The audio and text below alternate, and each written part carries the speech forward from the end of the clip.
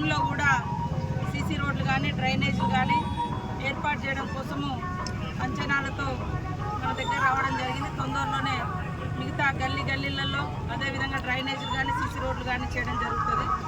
మరి ఇప్పుడు మనకి ఇక్కడ హాస్పిటల్ ఎదురుగా బండారపల్లి రోడ్డు మరి 6 కోట్లతోటి డ్రైనేజ్ 6 లైన్స్ రోడ్స్గా కూడా చేయబోతున్నాం. అందరూ కూడా సహకరించాలని కోరుతా ఉన్నాం.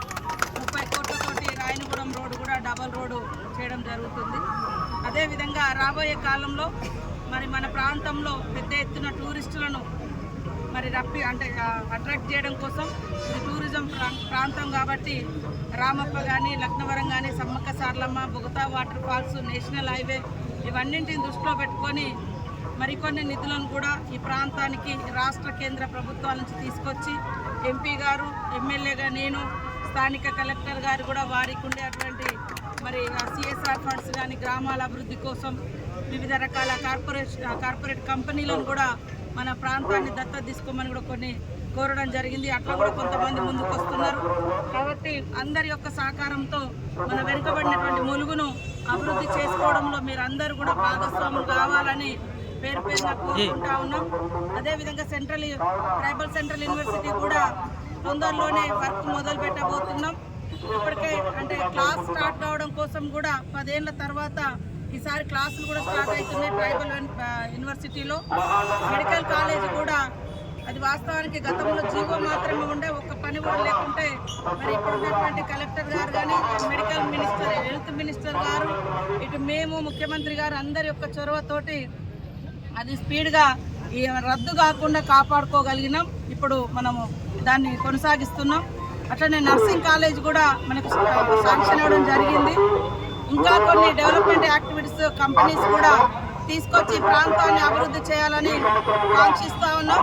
అదేవిధంగా మన రోడ్డు కూడా నేషనల్ హైవే కోసం కూడా బ్రిడ్జి లో లెవెల్ బ్రిడ్జిలు అదేవిధంగా డిస్టర్బుల్ బ్రిడ్జిలని కూడా కటాక్షపురం నుంచి మరి అటు వాజేడు వెంకటాపురం వరకు 400 కోట్లతోటి నేషనల్ హైవే కూడా నిధులు తీసుకొచ్చుకోవడం జరిగింది. రాబోయే కాలంలో స్కూల్స్ కానీ హాస్పిటల్స్ కానీ మరి గ్రామీణ ప్రాంత రోడ్లు కానీ ఇవన్నీ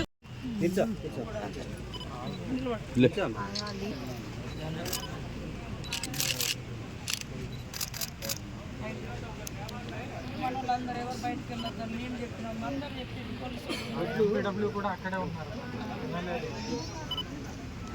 ఆ రోజు కొద్దిగా పొద్దున్న తగ్గింది మేము వర్షం ఆ రోజు. బట్ వాగు నిండా ఉంది. మళ్ళీ వెళ్ళేసరికి అది కాలు విరిగిపోయి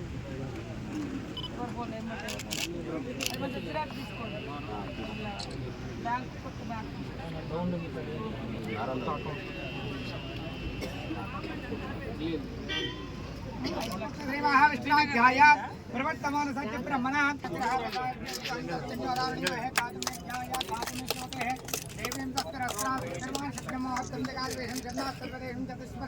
ఓం శాంత శాంతే రంజదేవతాభ్యో నమో నమః.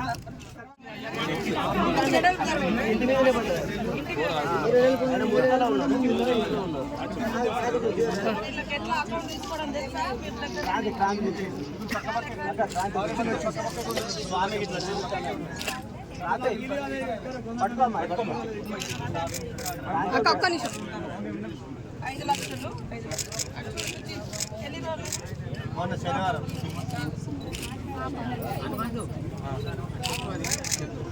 ఒకసారి పట్టుకో